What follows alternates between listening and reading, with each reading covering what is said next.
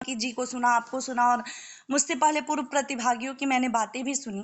सब एक ही स्वर में बोल रहे थे कि युवा भारत है और हम सभी इस पर गर्व करते हैं। जो युवा वर्ग होता है ना, मुझे लगता है कि वो हर देश की रीढ़ होता है और हम वास्तव में बहुत सौभाग्यशाली हैं कि हमारी जनसंख्या का अधिकांशतम 60 to 65% approx according to the census 2011 युवा वर्ग है। तो स्वामी विवेकानंद का भी कहना है कि किसी भी देश की जो जिम्मेदारी होती है भविष्य की, वो युवा वर्ग पे होती है। तो सबसे पहले मैं अपने जो शीर्षक है उसको एक्सप्लेन कर दूं। भारतीय संस्कृति या पश्चिमी ग्लैमर, भारतीय युवाओं की दुविधा। तो संस्कृति को एक पिटारा नहीं है जिसे हम बंद कर सकते हैं। संस्कृति तो अपने आप में लचीली होती है। वो अन्य संस्कृतियों से, विश्व की अन्य संस्कृतियों से बहुत सी चीजें सीखती हैं, अच्छाइयों को अपनाती हैं और बुराइयों को वहीं छोड़ के एक वृहद रूप धारण करती है। जब भारतीय संस्कृति की बात आती है तो कहा जाता है, यूनान मिस्र रोमा सब मिट गए जहां से, मगर अब तलक है बाकी नामो निशा हमारा। कुछ बात है कि हस्ती मिट्टी नहीं हमारी, सदियों रहा है दुश्मन दौरे जहां हमारा।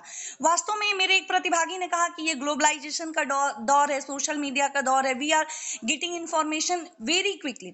सो मैं इस बात से पूर्णतः सहमत हूँ।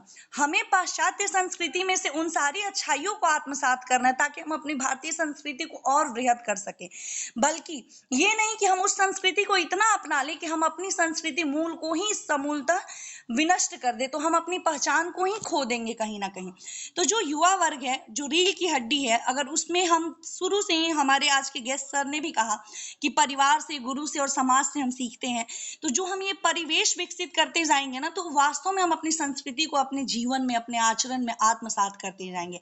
बात जब विवेकानंद की हो रही है तो उन्होंने धर्म संसद में, जो भारतीय सभ्यता और संस्कृति में जब उन्होंने बोलना शुरू किया था तो सभी लोग मौन होकर सुनने लगे थे। उससे पहले उनके वस्त्र को देख करके लोगों ने हंस करके मजाक उड़ाया था कि भारत से कोई साधु और सन्यासी आया है जो हो सकता है कि सांस्कृतिक काव्य और वेद और वेदांत की सीख हमें देगा।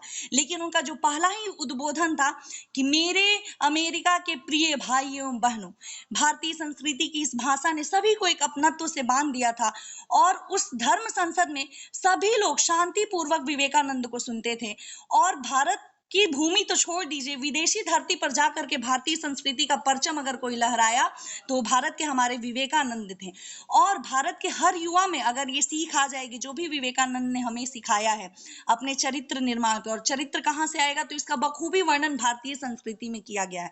युवाओं के पास दुविधा नहीं है, बल्कि युवाओं के पास इतना ज्यादा एजुकेशन सिस्टम में वो अपने आप में वेस्टर्न सिविलाइजेशन को इनगल्फ करते जा रहे हैं कि they are not able to understand कि what is the Indian culture. So छोटी छोटी चीजें जो हम अपने आसपास, अपने परिवेश, अपने माता पिता से सीखते हैं, यही हमारी संस्कृति को प्रदर्शित करता है, जो हमारे चरित्र निर्माण पे बल देता है। क्योंकि ये धरती श्री राम की धरती है, माता सीता की धरती है, और युवाओं में हम बात करें तो विवेकानंद की धरती है।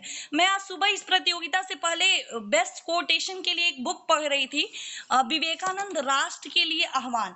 इसमें मैंने देखा था कि मातृभूमि को लेकर के विवेकानंद जी के जो सोच थे वो युवा वर्ग को लेकर के कितने ज्यादा बृहद थे और कितना ज्यादा उन्होंने भारतीय संस्कृति को गहराइयों से समझने और समझाने का प्रयास किया है। जरूरत है तो हमें उनके व्यक्तित्व को सीख करके अपने साथ आत्मसात करने की। फिर मुझे नहीं लगता कि युवाओं के समक्ष कोई दुविधा रह जाएगी कि हम पाश्चात्य संस्कृति में है कि भारतीय संस्कृति में है। संस्कृति की अच्छाइयों को हम आत्मसात करते हुए अपने चरित्र निर्माण पे जब बल देंगे तो वास्तव में भारत का हर एक युवा विवेकानंद बनेगा। इन्हीं शुभकामनाओं के साथ मैं अपनी वाणी को विराम देती हूँ। बहुत बहुत धन्यवाद। जय हिंद, जय भारत।